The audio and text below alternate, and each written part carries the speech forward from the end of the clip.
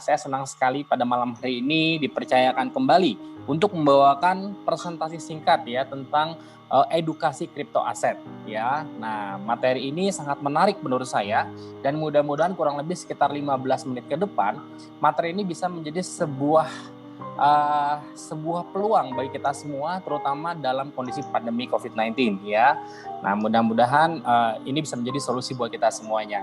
Oke, Bapak Ibu semuanya, malam hari ini saya akan bercerita tentang mengenal apa yang dunia butuhkan saat ini dan dunia butuhkan di masa depan nantinya. Boleh next, Pak Kong. Teman-teman semuanya, saya yakin kita semua setuju bahwa dunia kita itu berubah sangatlah cepat ya. Dunia kita pertama kali yaitu kita lahir di zaman batu, awal mula dunia kita ya. Nah, di zaman batu, manusia di zaman tersebut jika ingin bertahan hidup harus berburu atau kebalikannya, kita yang akan diburu oleh binatang buas ya. Lalu dunia berubah, zamannya sudah tidak lagi zaman batu, yaitu masuklah ke zaman agrikultur. Di mana di zaman agrikultur setiap manusia jika ingin bertahan hidup mereka harus bercocok tanam ya, atau mereka harus mempunyai lahan yang luas untuk bercocok tanam atau berkebun ya. Lalu dunia kita berubah lagi, masuklah dunia kita ke dalam zaman industri atau zaman manufaktur ya. Di zaman ini lahirlah pabrik-pabrik ya, di mana-mana lahir pabrik, lahirlah produksi massal. Dan di zaman ini jika kita ingin menguasai dunia, jika ingin kita bertahan hidup, kita harus bekerja di pabrik atau memiliki pabrik, tentunya seperti itu ya. Lalu dunia kembali berubah ya menjadi era informasi. Nah, di era informasi ya, setiap manusia jika ingin bertahan hidup harus bisa menguasai internet dan juga big data ya. Jadi orang-orang yang menguasai internet dan big data tentunya orang yang menguasai dunia saat ini. Kini semua dapat dilakukan melalui gadget Anda, melalui handphone Anda bisa melakukan apapun juga ya. Bahkan kita bisa menghasilkan uang lewat gadget Anda, Bapak Ibu ya. Nah, era industri ini sudah memasuki saat ini industri 4.0 di mana terjadinya connectivity antar seluruh manusia seluruh dunia menggunakan smart teknologi cloud computing, juga big data ya. Nah, inilah kalimatnya teman-teman ya, dunia berubah sangat cepat, kita harus berubah atau kita bisa punah seperti dinosaurus ya. Next, Makong. Nah, perubahan dunia pun mengubah cara bertransaksi kita ya. Awal mula pertama kali terjadi transaksi itu dilakukan dengan cara yang namanya barter atau tukar menukar. Lalu berubah menjadi market atau pasar di mana terdapat penjual dan pembeli ya. Jadi jika Anda ingin menginginkan sesuatu, Anda datang ke pasar untuk membeli sesuatu ya. Nah, lalu berubah kembali cara bertransaksi di dunia kita. Itu hanya lewat laptop, hanya lewat komputer atau lewat handphone Anda bisa membeli apapun yang Anda inginkan. Entah itu rumah, mobil, semuanya, tiket pesawat ya, pakaian, makanan, minuman ya. Dan di dalam industri 4.0 saat ini, nah perusahaan-perusahaan inilah yang merajainya ya. Mungkin kita semua sering mendengar tentang Bukalapak, Tokopedia, OLX, Zalora, Lazada, Traveloka, Tiket.com dan juga banyak lagi yang lainnya ya. Nah, masuk sekarang ke dalam industri 4.0. Bill Gates mengatakan ya, Bill Gates ini pendiri dari Microsoft. If your business is not on the internet, then your business will be out of business ya. Yang artinya jika bisnis Anda tidak masuk ke dalam dunia internet, maka bisnis Anda akan punah, Bapak Ibu sekalian ya. Next, Pak Kong. Ya, malam hari ini saya akan memperkenalkan kepada Bapak Ibu semuanya teknologi 4.0 di mana kita masuk ke dalam industri 4.0 dan saat ini pun kita ingin memperkenalkan sebuah teknologi 4.0 yaitu teknologi blockchain ya. Yang mungkin tadi sudah ada videonya, sudah dipaparkan, nanti pun akan dijelaskan lebih lanjut oleh pembicara yang kedua. Sedikit saja tentang blockchain, Bapak Ibu. Blockchain itu sama artinya seperti rantai blok ya. Jadi blockchain ini adalah database terdistribusi yang menyimpan informasi dalam bentuk transaksi dalam blok yang ada di berbagai komputer di seluruh dunia secara bersamaan melalui jaringan internet ya. Next, Pak Kong. Nah, teknologi blockchain ini sangat canggih Bapak Ibu ya, sampai-sampai di Indonesia sudah digunakan di salah satu bank terbesar di Indonesia. yaitu Bank BNI. Ya, ini pun salah satu bank BUMN terbesar di Indonesia. Jadi Bank BNI ini memanfaatkan teknologi blockchain untuk meningkatkan bisnis trade finance-nya dan juga remittance-nya. Ya, jadi teknologi blockchain di Indonesia sudah digunakan di salah satu bank terbesar yaitu BNI. Dan malam hari ini saya ingin memperkenalkan kepada Bapak Ibu semua industri 4.0 tentang digital asset, ya. Nah, saat ini kita sudah memasuki era cryptocurrency, evolusi dan revolusi, ya. Mungkin di antara kita sudah pernah mendengar tentang Bitcoin atau mungkin Ethereum, ya. Nah, cryptocurrency ini sudah menggunakan teknologi terbaru, yaitu teknologi blockchain, Bapak Ibu semuanya. Nah, mengenal aset, ya, mungkin sebagian dari kita mengenal aset dari zaman dulu, yaitu mungkin berupa tanah, ya. Kenapa sih kita mengumpulkan tanah? Karena harga tanah terus naik tentunya, ya, karena itu namanya sebuah aset. Lalu mungkin di antara kita mengumpulkan aset dalam bentuk rumah, ya. Nah, lalu di antara kita juga mungkin mengumpulkan aset berbentuk emas, ya. Lalu ada juga orang yang mengumpulkan aset dalam bentuk saham. Nah, saat ini di industri 4.0, di era digital saat ini, seluruh dunia sudah mulai mengumpulkan aset dalam bentuk kripto aset. Nah, ya, jadi orang-orang itu sekarang bukan lagi mengumpulkan aset berupa tanah, rumah, emas, atau saham, tapi di dunia ini sudah mengumpulkan berupa kripto aset, Bapak Ibu sekalian, ya. Apa sih sebenarnya cryptocurrency ini dan kripto aset ini, ya? Jadi cryptocurrency ini adalah sebuah aset digital, ya. Kalau berbicara digital artinya tidak berwujud, Bapak Ibu, ya. Menggunakan kriptografi sebagai keamanannya. Aset digital yang tidak tersentralisasi, artinya aset ini tidak ada yang mengatur. Pemerintah sekalipun tidak bisa mengatur, bahkan penciptanya pun tidak bisa mengatur untuk kenaikan dan penurunan harga aset ini, ya. Aset digital yang bisa dibawa kemanapun bergantung kepada internet, ya. Jadi karena kita semuanya serba digital, jadi aset ini bisa kita bawa kemana saja, tergantung kepada internet, jaringan internet, ya. Transaksi dapat dilihat melalui public ledger bernama blockchain, ya. Next, Pak Kong. Nah, ada 10 cryptocurrency yang bagus kita investasikan, ya, di tahun 2020. Namun malam hari ini saya tidak akan membahas ke-10-nya, namun saya akan membahas hanya 3 saja, yaitu cryptocurrency yang terbaik nomor 1, cryptocurrency terbaik nomor 2, yang pertama Bitcoin, kedua Ethereum, dan yang ketiga yang nanti akan saya jelaskan adalah mengenai koin TRX atau Tron. Dan ini semua sudah legal, Bapak Ibu, ya. Kita bisa beli semuanya ini itu di exchanger yang ada di layar kaca Anda sebelah kanan bawah, ya. Ada di Indodax, Luno, dan juga banyak lagi yang lainnya.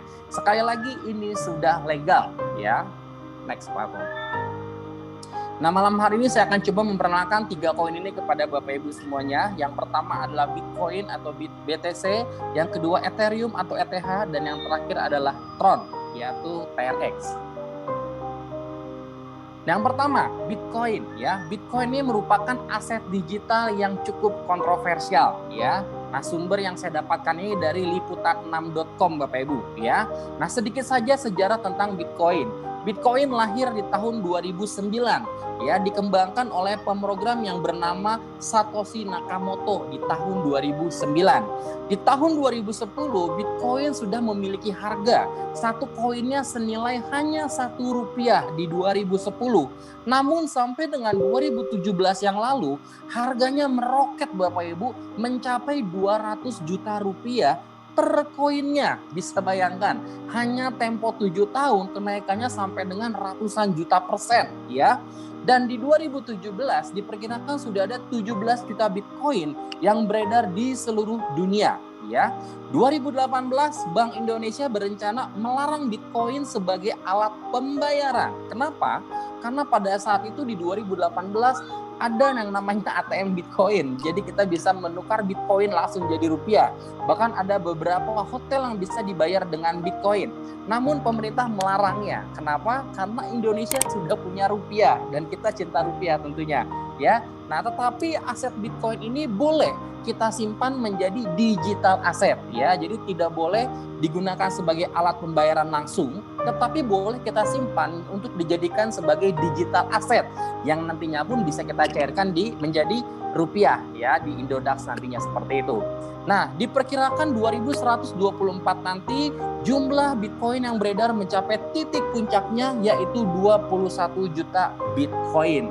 Nah, ada rumor Bapak Ibu di 2124 satu Bitcoin bisa membeli sebuah mobil Lamborghini. Wow, luar biasa.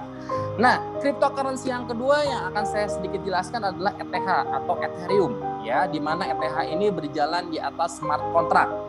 Ethereum adalah platform software open source yang dasarnya adalah teknologi blockchain yang memungkinkan para developer membangun dan menyebarkan aplikasi desentralisasi seperti smart contract.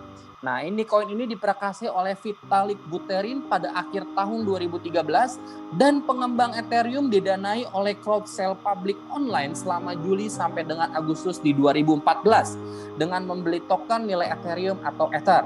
Nah, jadi koin kripto Ether ini itu baru lahirnya di tahun 2015. Kalau tadi Bitcoin di 2010, ini Ethereum di tahun 2015 ya.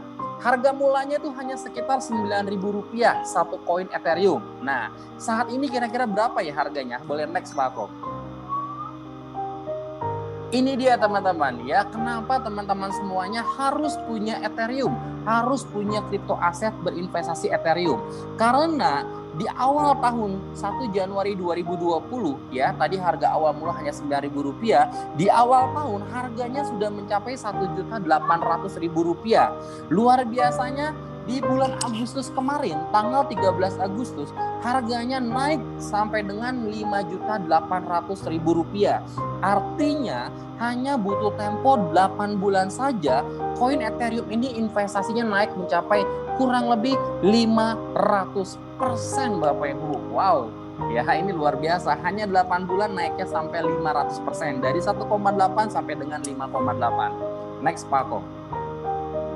Nah, saya ngambil dari, saya kutip dari kompas.com ya, diberitakan ya, ada pandemi. Nah ya, semua investasi turun, tetapi harga aset kripto Ethereum melonjak hampir 200% Bapak Ibu. Wow. Nah, jadi di mana-mana semua investasi hampir turun, tetapi justru kripto aset ini Ethereum ini melonjaknya hampir 200%. Tadi kita sudah lihat ya, dari harga 1,8 sampai 5,8. Nah, Ethereum ini pun digunakan di beberapa perusahaan besar di dunia Bapak Ibu ya. Salah satunya ada Intel, Microsoft, ada JP Morgan, ada Credit Suisse, ada Monax dan juga banyak lagi yang lainnya ya. Jadi perusahaan-perusahaan besar ini pun sudah menggunakan Ethereum sebagai alat transaksi bisnis mereka Bapak Ibu.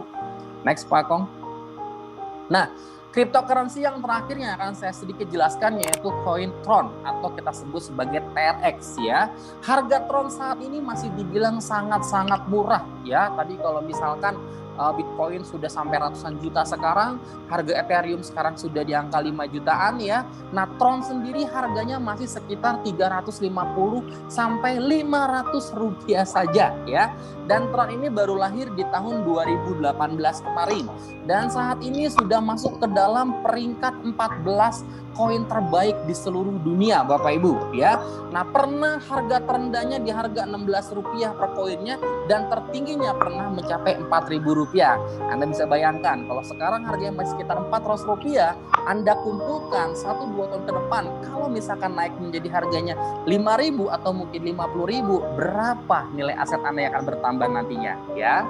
Ini menarik sekali ya. Pembicaraan kedua kita akan membahas bagaimana kita bisa berkebun kripto aset dengan mengikuti program Forsas. Wah ya.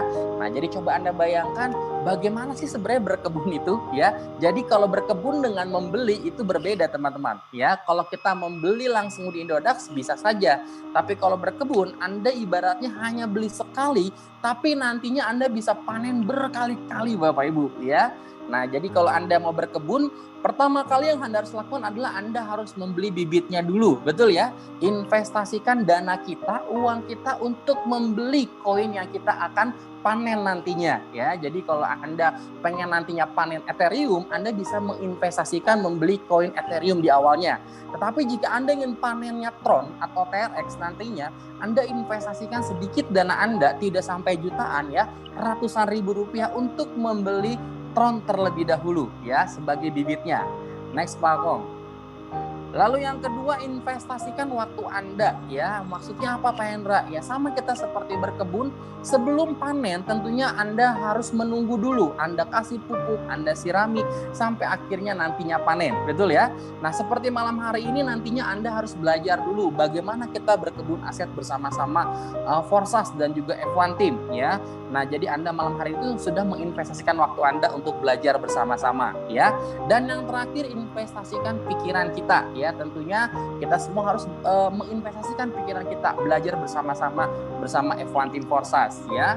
Ketika ya kita sudah melakukan 3 hal ini ya, investasikan uang, waktu dan pikiran, maka nanti kita akan sama-sama panennya adalah kripto aset yang Anda beli di awal tentunya ya. Ini menarik sekali ya, jika Anda punya kripto aset seperti ini, pohon kripto aset, kapanpun Anda pengen membeli sesuatu, Anda tinggal petik kriptonya dan Anda cairkan menjadi rupiah tentunya seperti itu. Untuk teman-teman yang belum subscribe, silahkan subscribe dulu, like dan share-nya sebelum